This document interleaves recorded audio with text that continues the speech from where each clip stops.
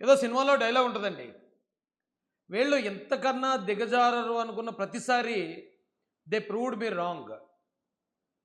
YCP వాళ్ళకి కరెక్ట్‌గా apt అవుతదండి అది.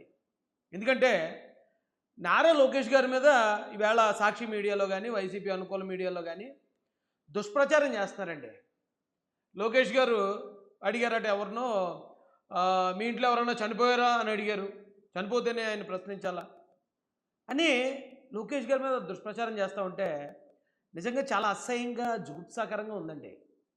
ఎందుకంటే లోకేష్ గారు ఈ రాష్ట్రం కోసం ఈ రాష్ట్రం ఆయన మీద ఓ బాధ్యత పెట్టిన తర్వాత ఆ రోజు నుంచి ఈ రోజు వరకు ఈ రాష్ట్రానికి పెట్టుబడులు తీసుకురావడానికి దేశ విదేశాల్లో తిరుగుతూనే ఉన్నాడు. నిరంతరం శ్రమిస్తూనే ఉన్నాడు ఆయన. మనం చూస్తూనే ఉన్నాం. అయితే రష్యా వెళ్ళాడు. రష్యాలో ఇక్కడ ఆంధ్రప్రదేశ్‌కి కావాల్సిన పెట్టుబడుల గురించి సదస్సులు నిర్వహించాడు ఆయన. రష్యా నుంచి దాదాపు 15 గంటల జర్నీ అనుకుంటా ఇండియాకి వచ్చాడు. వచ్చిన వెంటనే ఇక్కడ స్టీల్ ప్లాంట్‌లో దొరకడం జరిగింది. మన ప్రజలు కొంతమంది చనిపోయారు, కొంతమంది గాయాలు పాలయ్యారని తెలుసుకుని వెంటనే అక్కడి నుంచి బయలుదేరి ఆయన వైజాగ్ వచ్చి వాళ్ళని ఆ క్షతగాత్రులను పరామర్శించి మృతుల కుటుంబాలకు ధైర్యం చెప్దామని ఆయన వెళ్తే ఆయన మీద రాజకీయమా? ఆయన మీద తప్పుడు ప్రచారమా? ఒరేయ్ అన్నం తింటున్నారా, గడ్డి తింటున్నారా? ప్రతి దానిలోనూ రాజకీయమే.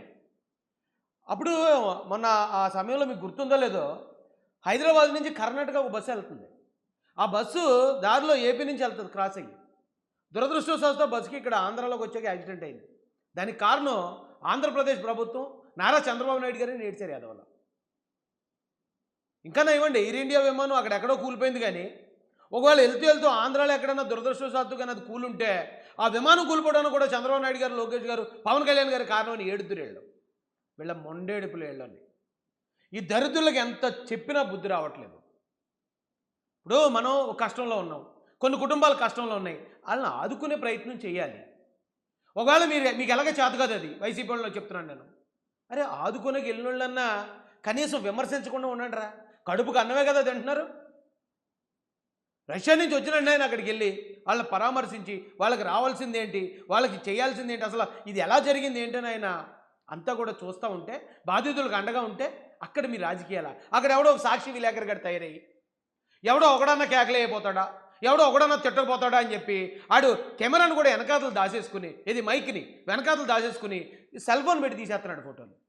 ఎందుకురా ఈ శవాల మీద పేలాలు ఏరుకునే రాజకీయాలు? అసలు సిగ్గు ఎగ్గు ఉందా మీ బతుకులకి? అంటే అక్కడ ఎవరో ఒక ఆయన వచ్చాడు, ఆ కార్మిక సంఘ నాయకుడు ఏదో చెప్తున్నాడు. మరి అతనే నాయకుడో నాకు అర్థం కాదు. అతను ఏమన్నాడండి? అతను ఏమంటే లోకేష్ గారు ఆ మాట అన్నారు, మీ ఇంట్లో ఎవరో చనిపోలేదు కదా, ఎందుకు ఇలా మాట్లాడుతున్నారని ఎందుకన్నారు తెలుసా అండి లోకేష్ గారు? అతను ఏమన్నాడు తెలుసా? ఈ కంపెనీని ఇక్కడ ఉంచడానికి ప్రైవేట్ పరం అవ్వకుండా కాపాడింది మేమే అని ఒక సందర్భంలో ఆయన చెప్తున్నాడు లోకేష్ గారు. భావోద్వేగానికి గురై చెప్తూ ఉంటే, మీరు ఈ కంపెనీని కాపాడబట్టే, ఈ కంపెనీ ప్రైవేట్ పరం కాకుండా అడ్డుకోబట్టే ఇప్పుడు చచ్చారు అన్నాడు. అంటే రేపు పొద్దున ఇప్పుడు ఈ గవర్నమెంట్ కూటమి గవర్నమెంట్ వచ్చాక రోడ్లు వేస్తుంది. రోడ్లు వేసిన తర్వాత ఒకటే యాక్సిడెంట్లు జరుగుతాయి. మీరు జగన్ రోడ్లు వేయలేదు కాబట్టి ఆ రోడ్ల మీద మేము తిరగలేదు, బతికాం. ఇప్పుడు మీరు రోడ్లు వేసారు కాబట్టి ఆ రోడ్డు మీద వెళ్ళడం వల్ల యాక్సిడెంట్ అయిందని చెప్తారు ఎట్రా? అలాగని చెప్పిందారు ఎట్రా బాబు? స్టీల్ ప్లాంట్ని కాపాడినందుకు అందుకే చచ్చారు అన్నాడు అతను. అప్పుడు లోకేష్ గారు అడిగారండి, మీ ఇంట్లో ఎవరైనా చనిపోయారా అని. ఎందుకు అడుగుంటారంటే, చనిపోయిన వ్యక్తుల్ని చచ్చారు అనరండి. వాళ్ళ మనవాళ్ళు అనుకున్నప్పుడు అందుకే చచ్చారు అనే మాట అంత దురుసుగా ఎవరు వాడలేరండి. మన ఇంట్లో వాళ్ళకి అలా జరిగితే మన కుటుంబాన్ని భావిస్తే చనిపోయారు, మమ్మల్ని వదిలేసి వెళ్ళిపోయారు, అర్ధాంతరంగా దేవుడి దగ్గరికి ఇలాంటి పదాలు వాడతాం. అంతేగాని శత్రువులు చనిపోయినప్పుడు మాత్రమే భలే చచ్చారంట. అంటే అక్కడున్న ఆ కార్మిక సంఘం నాయకుడని చెప్పుకుంటున్న వ్యక్తి ఆ కార్మికులు చనిపోతే భలే చచ్చారు అన్నట్టు చెప్తున్నాడు. అప్పుడు కోపం వచ్చింది లోకేష్ గారికి. మీ ఇంట్లో ఎవరైనా చనిపోతే చచ్చారనే పదం అంత దురుసుగా నువ్వు వాడగలవా? మీ ఇంట్లో ఎవరైనా చనిపోయారా అని అడిగితే దాన్ని వైసీపీ వాళ్ళు తీసుకుని ఎవరైనా చనిపోతేనే అడగాల, మా ఇంట్లో వాళ్ళు చనిపోతే అడగడానికి ఏమని అడుగుతారా? నాకు అర్థం కాదు. అక్కడ దొరకడం జరిగింది. ఆ కుటుంబాలని పరామర్శించడానికి ఒక నాయకుడు వచ్చాడు. నిజంగా నాయకులైతే ఏం చేయాలి? సార్ మీరు ఏం చేయాలనుకుంటున్నారు? ఇగో మేము కార్మిక సంఘ నాయకులు, మీరు దీనికి కాంపన్సేషన్ ఎలా చేయాలనుకుంటున్నారు? ఆ కుటుంబాలను ఎలా ఆదుకోవాలనుకుంటున్నారు? ఇలా చేస్తారా సార్? ఇంకా కొంచెం ఎక్కువ చేయండి. లేకపోతే ఈ దారిలో వెళ్తున్నారా సార్ అలా కాదండి ఇలా చేస్తే ఇంకా కుటుంబాలకు మేలు జరుగుతుంది అని మాట్లాడతాడు నాయకుడు ఎవడన్నా. అంతేగాని లోకేష్ గారు ఎదురుగా దొరికేశారు కాబట్టి ఏదోటి వాగేస్తే మీడియాలో ఎలక్ట్ అయిపోతాం, సాక్షి మీడియాలో వేసేస్తారు మమ్మల్ని, మేము పెద్ద నాయకులుగా బిల్డప్ ఇచ్చుకుందాం అని ఏం పద్ధతి అది? అదో పద్ధత? దుర్ఘటన జరిగిన వెంటనే కూటమి ప్రభుత్వం నుంచి లోకేష్ గారు వెళ్ళారు, డిప్యూటీ సీఎం గారు పవన్ కళ్యాణ్ గారు వెళ్ళారు. వెళ్ళి వాళ్ళు ఏం చెప్పారు? నిజంగా అక్కడ పర్మనెంట్ కార్మికులు అయితే 1,40,00,000 పైనే వస్తుంది వాళ్ళకి. అదే వాళ్ళు అవుట్ సోర్సింగ్ వాళ్ళు అయి ఉంటే, కాంట్రాక్ట్ అయి ఉంటే 47,00,000 పైన వస్తుందనేమో ఆల్రెడీ పవన్ కళ్యాణ్ గారు చెప్పున్నారు. నిన్న లోకేష్ గారు వెళ్ళారు, ఈ రోజున ప్రతి కుటుంబానికి ప్రభుత్వం తరపున 25,00,000 రూపాయల చెక్కులు అందజేశారు. వాళ్ళ చేతిలో అదే కదా ఉంది. ఆ company central government company, steel plant అంటే సెంట్రల్ గవర్నమెంట్ది కదా. సెంట్రల్ గవర్నమెంట్ ఒకవేళ ఈ రోజున జగన్మోహన్ రెడ్డి కానీ వీళ్ళు కానీ విమర్శించేవాళ్ళు, మీరు నిజంగా అక్కడ గవర్నమెంట్ తప్పే ఉందంటే సెంట్రల్ గవర్నమెంట్ని విమర్శించే దమ్ము మీ దగ్గర ఉందా? సెంట్రల్ గవర్నమెంట్ని అనగలరా? ఎందుకంటే గవర్నమెంట్ చేస్తుంది అది. ఎంత పెద్ద కంపెనీ, దానికి సీఎండీ ఉంటాడు, ప్రతి డిపార్ట్మెంట్కి హెడ్లు ఉంటారు, వాళ్ళందరూ చూసుకోవాలి. అది చూసుకోలేదు, దుర్ఘటన జరిగింది. చాలా కంపెనీల్లో జరుగుతాయి. జరగడం మన దురదృష్టం. కుటుంబాలు మనుషులు కోల్పోయినప్పుడు ఎంత బాధ అనేది మనకు తెలిసినప్పుడు మీకు ఎలాగ చేత కాదు వైసీపీ వాళ్ళకి చేసేవాళ్ళు కూడా. ఇప్పుడు లోకేష్ గారు వచ్చారు, ఇమీడియట్గా న్యాయం జరుగుతుంది, ప్రజలందరూ ఆంధ్రాలో ప్రజలందరూ చూసేస్తారు, అరే ఇలా జరిగిన వెంటనే గవర్నమెంట్ ఎంత మంచి చర్యలు తీసుకుందో అని. ఇప్పుడు కూటమి ప్రభుత్వానికి ఎక్కడైతే మంచి పేరు వచ్చేస్తుందో అని ఇలాంటి దుష్ప్రచారం చేయడానికి సిగ్గు ఎగ్గలేదు కడుపుకి. ఏమని తిట్టాలరా బాబు మిమ్మల్ని? ఏంట్రా ఈ శవరాజకీయాలు? ఆయన ఎక్కడో రష్యా నుంచి వచ్చి లోకేష్ గారు వెళ్ళారు, వెంటనే ఇక్కడే కదా ఉన్నారు జగన్ గారు. జరిగిన వెంటనే ఎందుకు వెళ్ళలేదు? జరిగిన వెంటనే అక్కడికి వెళ్ళి ఖాళీగానే కదా ఉన్నాడు. పైగా జగన్మోహన్ రెడ్డి గారు ఇప్పుడు ఒక పులివెందుల ఎమ్మెల్యే గారు మాత్రమే, ఆయన ఖాళీగా ఉన్నాడు. దుర్ఘటన జరిగిన ఎందుకు వెళ్ళదా? ఎందుకు ఎన్ని రోజులు పట్టింది? ఇదేవాడు అడగడం. ఆయన మీద లోకేష్ గారి మీద దుష్ప్రచారం. లోకేష్ గారు అలాగన్నారు, లోకేష్ గారు ఇలాగన్నారు. చిచి, సిగ్గు అనిపించట్లేదా అంటున్నాను నేను. జగన్మోహన్ రెడ్డి అధికారంలో ఉన్నప్పుడు ప్రైవేట్ పరం చేసేస్తున్నాం ఆ కంపెనీని అంటే ఒక్క మాట ఎక్కడ మాట్లాడిన జగన్ రెడ్డి అంటే బ్యాచ్ ఈవేళ వచ్చి ఆ కంపెనీని నిలబెట్టి దానికి కొన్ని వేల కోట్ల రూపాయలు ఫండింగ్ తీసుకొచ్చి దాన్ని ఎలాగైనా సరే స్టీల్ ప్లాంట్ అంటే అది మన ఆంధ్రుల ఆత్మగౌరవం అదని చెప్పి కాపాడిన కూటమి ప్రభుత్వం మీద తప్పుడు ప్రచారం చేయడానికి అలా బుద్ధి ఉందా లేదా? తప్పుడు ఎదవల్లారని అడుగుతున్నాను. ఇది ఒక ఎత్తు అయితే అండి, ఈవేళ బాగా హాయిగా రెస్ట్ తీసుకుని 2-3 రోజులు దీన్ని ఎలా చేయాలి, ఏం చేయాలి, ఈ శవ రాజకీయాన్ని మనం ఎలా ఉపయోగించుకోవాలి, ఆ యాక్సిడెంట్ని కూడా కూటమి ప్రభుత్వానికి ఎలాగ అంటగట్టాలి, ఇవన్నీ కూడా ఐపాక్లతో కూర్చుని ప్లాన్లు రచించిన జగన్మోహన్ రెడ్డి గారు ఈవేళ వైజాగ్ వచ్చారు. ఏమండి, ఎందుకే ఇప్పుడు ఎవరైనా ఒకరు చనిపోయారంటే, అది మన బంధువులు చనిపోయారంటే పరామర్శకు ఎలా వెళ్తామండి? మనం ఉన్న పళంగా లెగిసి వెళ్తాం, ఉన్న పళంగా వెళ్తాం తప్ప 2-3 రోజులు పోయాక బాగా తెక్క తెచ్చుకున్న తర్వాత వెళ్ళం కదా. ఈవేళ వెళ్ళడంతో ఎలా వెళ్ళారు తెలుసండి? ఇంత దరిద్రం ఏ రాష్ట్రంలోనూ ఉండదు అనుకుంటానండి.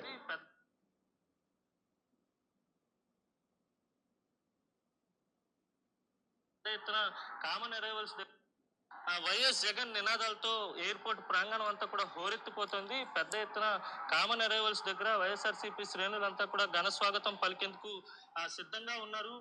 మనం విజువల్స్ లో చూస్తే కనుక పూర్తిగా సాక్షి టీవీ వాళ్ళండి, ఇలా బతుకు సిగ్గుందో లేదో కూడా తెలియదు నాకు.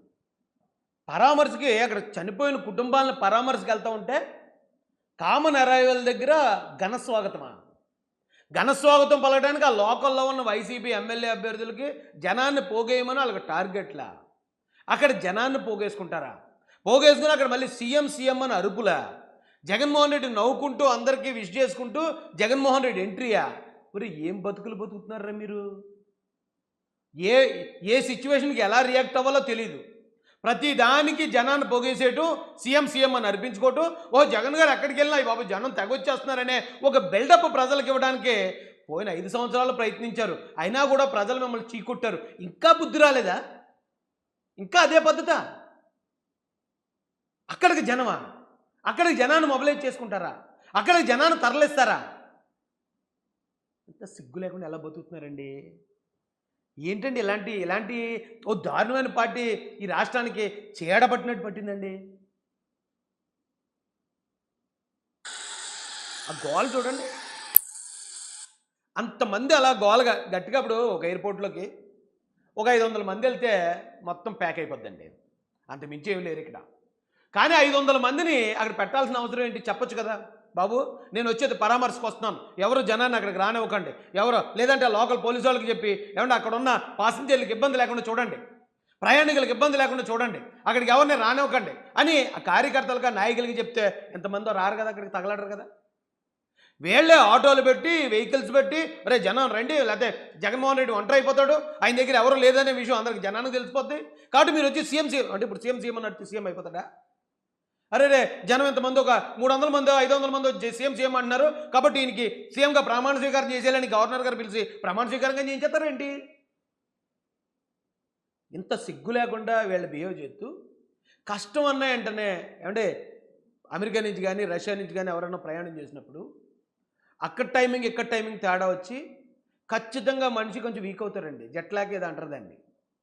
ఖచ్చితంగా 1-2 రోజులు రెస్ట్ తీసుకుంటే తప్ప వాళ్ళు సెట్ అవ్వలేరు. వచ్చి రావడంతో ప్రమాదం అని తెలియగానే పరిగెట్టుకొచ్చాడు లోకేష్ గారు అక్కడికి. ఓ కుటుంబ సభ్యుడు ఎలా స్పందిస్తాడో అలాగొచ్చాడు ఆయన. అలాగొస్తే ఆయన మీద కేకలేంతారా? ఆయన మీద ప్రశ్నలా? ఎట్టిపోతున్నావు అండి బాబు, నాకు అర్థం కాదు. రాజకీయం ఎంత దిగజారిపోయింది ఆంధ్రప్రదేశ్లో వైసీపీ వచ్చాక ఎంత నీచ స్థాయికి వెళ్ళిపోయిందండి ఆంధ్ర రాజకీయం. నిజమండి, ఆ ఎయిర్ ఇండియా ఇక్కడ ఇది ఆ ఫ్లైట్ ఇక్కడ పడిపోలేదు. ఇక్కడ కానీ పడిపోయిందంటే ఖచ్చితంగా చంద్రబాబు నాయుడు గారు, లోకేష్ గారు, పవన్ కళ్యాణ్ గారి అశ్రద్ధ వల్ల మేఘాలు అడ్డొచ్చేసి వీళ్ళు మేఘాలు అక్కడ అడ్డంగా పెట్టారు, అందుకే ఆ విమానం తగిలి పడిపోయిందని చెప్పి ఖచ్చితంగా కూటమి ప్రభుత్వం మీద ఎదురండి. చూసాం కదా, చాలా చూసాం కదా, ఎవరో ఇద్దరు ఒకళ్ళు పర్సనల్ గొడవలో చంపుకుంటే అది కూటమే చంపింది. వాళ్ళ బాబాయ్ నాళ్ళే చంపేసుకుని కూటమి చంద్రబాబు నాయుడు గారు చంపేశారు. కోటికెత్తి డ్రామా ఆడి చంద్రబాబు నాయుడు గారు. ఏం బ్రతుకులండి, రాజకీయం కోసం ఎంత దిగజారిపోవాలా జగన్మోహన్ రెడ్డి గారు, వైసీపీ వారు.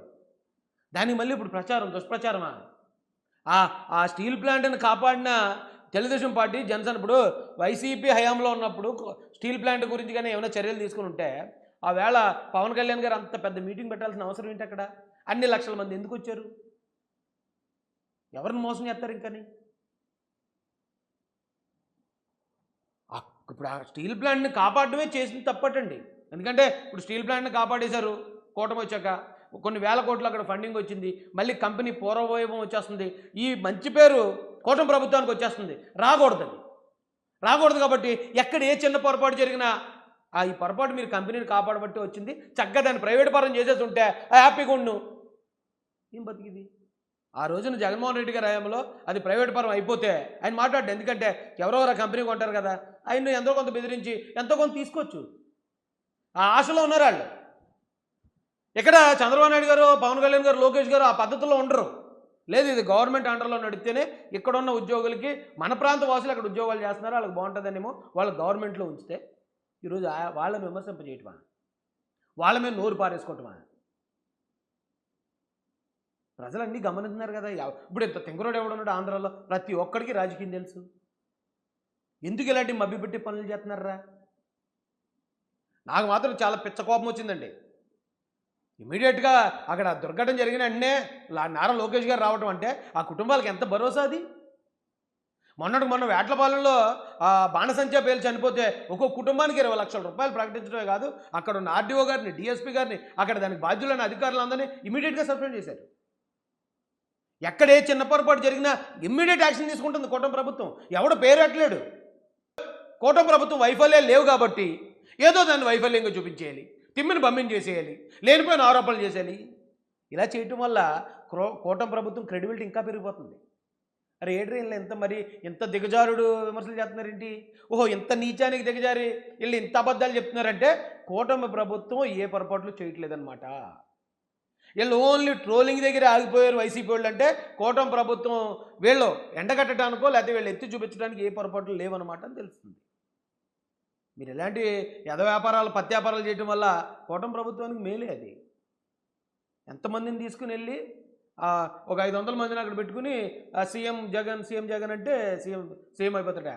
అరే ఈ విషయం ఇప్పుడు దాకా తెలియక ఈ ఎలక్షన్ ప్రాసెస్, ఎలక్షన్ కమిషను, మళ్ళీ ఓట్లు, ఎలా ఎలక్షన్ డ్యూటీకి ఏమో ఈ ఎంప్లాయీస్, పోలీసులు, అరే రే తెలియలేదురా బాబు ఇప్పుడు దాకానే. ఎయిర్పోర్ట్లో దిగినంటే సీఎం అని అడిగితే సీఎం అయిపోతారని. రష్యా నుంచి వచ్చిన లోకేష్ గారు ఇమ్మీడియట్గా వెళ్తే లోకల్లో ఉన్న జగన్ గారు ఇప్పుడు వెళ్తున్నారు. ఇప్పుడు నిజంగా ప్రజల మీద అంత ప్రేమ ఉంటే దుర్ఘటన జరిగిందని నేను ఖాళీగానే కూర్చున్నాం కదా. ఖాళీగా కూర్చున్నప్పుడు పరిగెట్టుకు వెళ్ళడానికి ఏమైంది? సిగ్గు ఎగ్గు లేకుండా మళ్ళీ లోకేష్ గారి మీద, పవన్ కళ్యాణ్ గారి మీద, కూటమి ప్రభుత్వం మీద తప్పుడు ప్రచారాలు. తప్పుడు చిచ్చి ప్రజలంతా చూస్తున్నారు. ప్రజలైతే అంతా చూస్తున్నారు. వాళ్ళంతా అర్థం చేసుకున్నారండి. వీళ్ళు ఎలా బిహేవ్ చేయడం కూడా ఒక అందుకు కూటమి ప్రభుత్వానికి చాలా మంచిది. ఇప్పుడు అపోనెంట్ వీక్గా, అజ్ఞానిగా, లేకపోతే ఒక చాలా పెద్ద పెద్ద మాటలు వచ్చేస్తున్నాయి పోన్లేండి, అలాంటి దరిద్రంలో ఉన్నప్పుడు మనం హ్యాపీ కదా. వీళ్ళు ఎలాంటి తెంగర పనులే చేస్తారు, ఇలాంటి పనికిమాలిన పనులే చేస్తారు, ఇలాంటి అడ్డమైన పనులు వాళ్ళు చేస్తారు. వాళ్ళ ఓటమి వాళ్ళే కొని తెచ్చుకుంటారు. సో మనం హ్యాపీయేనండి. కానీ ఎవరైతే నా కార్మిక నాయకుడు అని చెప్పి మాట్లాడాడో నాకైతే చాలా పిచ్చ కోపం వచ్చింది. నాయకత్వ లక్షణం అది కాదు. నిజంగా కార్మిక నాయకులు అంటే మరి కమ్యూనిస్ట్ నాయకులు ఉంటారు, వాళ్ళైతే అలా మాట్లాడరు.